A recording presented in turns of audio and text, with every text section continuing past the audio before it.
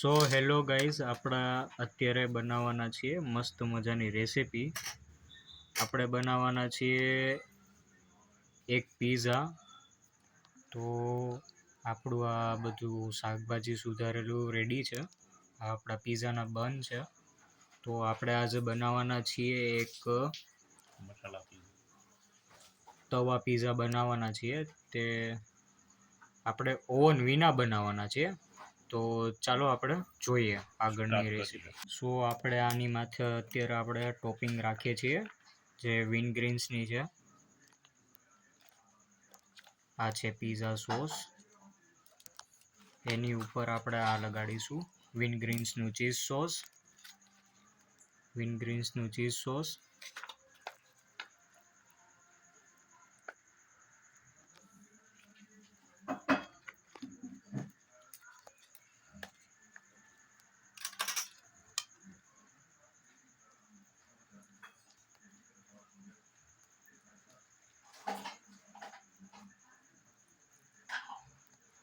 સો આપણે અહીંયા topping ready છે ને આપણે પહેલાં નાખશું ડુંગળી,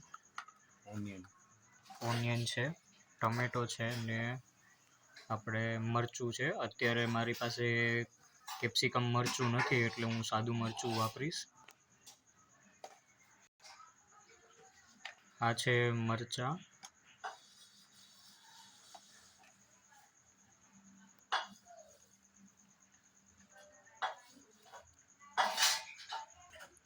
તો હવે આપણે નાખીશું, આ છે અમૂલનું ચીઝ, તમે જોઈ શકો છો.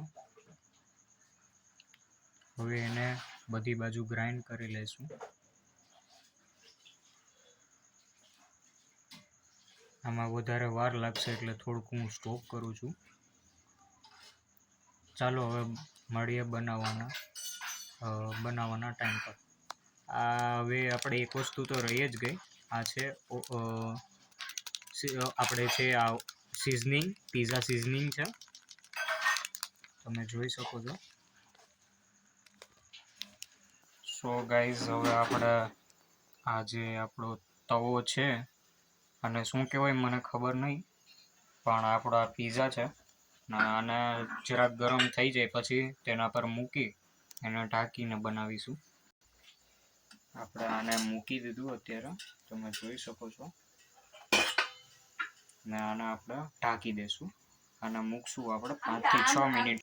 આપણે હવે મળશું 5 થી 6 મિનિટ પછી તમને રિઝલ્ટ બતાવું કે કઈ રીતે થયું.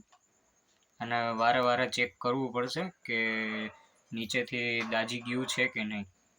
સો તમે જોઈ શકો છો અત્યારે આપણે સરખી રીતે શેકાઈ ગયું છે. તમે જોઈ શકો છો કે નીચેથી પણ સારું એવું શેકાઈ ગયું છે.